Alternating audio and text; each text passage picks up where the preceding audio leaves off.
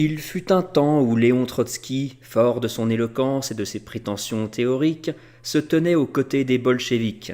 Il haranguait les foules, prônait la discipline révolutionnaire et se rêvait stratège d'un avenir radieux. Pourtant, il était déjà porteur du virus qui allait le perdre, l'opportunisme, l'arrogance intellectuelle et l'incapacité à comprendre les réalités du pouvoir. L'histoire a tranché. Staline, bâtisseur du socialisme réel, a triomphé. Trotsky, exilé, a comploté contre la seule patrie socialiste existante. Il a conspiré avec la bourgeoisie mondiale sous prétexte de révolution permanente. Son sort était écrit.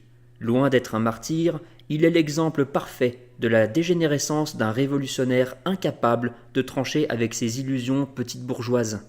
Trotsky voulait exporter la révolution avant même de la consolider.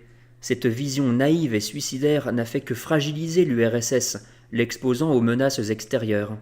Incapable d'admettre que la défense du socialisme passe par la construction d'un État fort, il a méprisé les nécessités de la géopolitique, sacrifiant l'intérêt national sur l'autel d'un internationalisme abstrait. Aujourd'hui encore, ses héritiers poursuivent son œuvre de sabotage.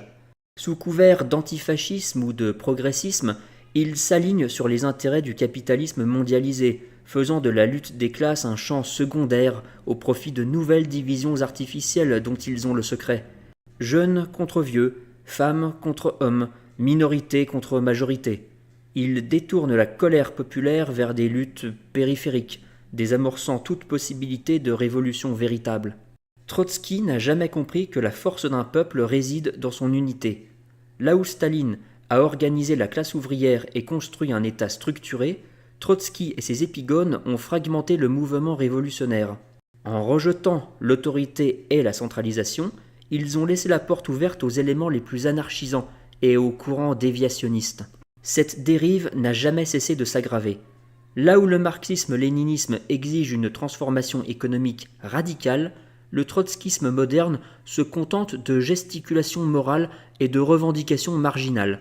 Les trotskistes d'aujourd'hui ne parlent plus de nationalisation ou de collectivisation, mais de quotas, de parité, de déconstruction et de cancel culture. Ils ont trahi la révolution pour l'adapter au code de la bourgeoisie libérale. Trotsky ne pouvait finir que comme il a vécu, dans l'ombre, conspirant et finalement abattu par un homme d'action. Ramon Mercader, son assassin, n'a pas tué un penseur, il a simplement éliminé un traître. Il a écrasé une vermine, un cloporte. La justice révolutionnaire n'a pas besoin de tribunal bourgeois. Elle frappe là où c'est nécessaire. Le coup de piolet qui a frappé Trotsky à Mexico en 1940 n'a pas seulement mis fin à un individu, il a également mis un terme à une vision utopiste et dangereuse, à un courant qui aurait pu ruiner le socialisme naissant. Mais comme un parasite, le trotskisme s'est reformé, il a pris d'autres visages, s'adaptant aux intérêts du capital. Aujourd'hui encore, il subsiste sous des formes nouvelles, infiltrant les luttes progressistes et se mettant au service du désordre mondial. L'histoire ne pleure pas Léon Trotsky, elle le condamne.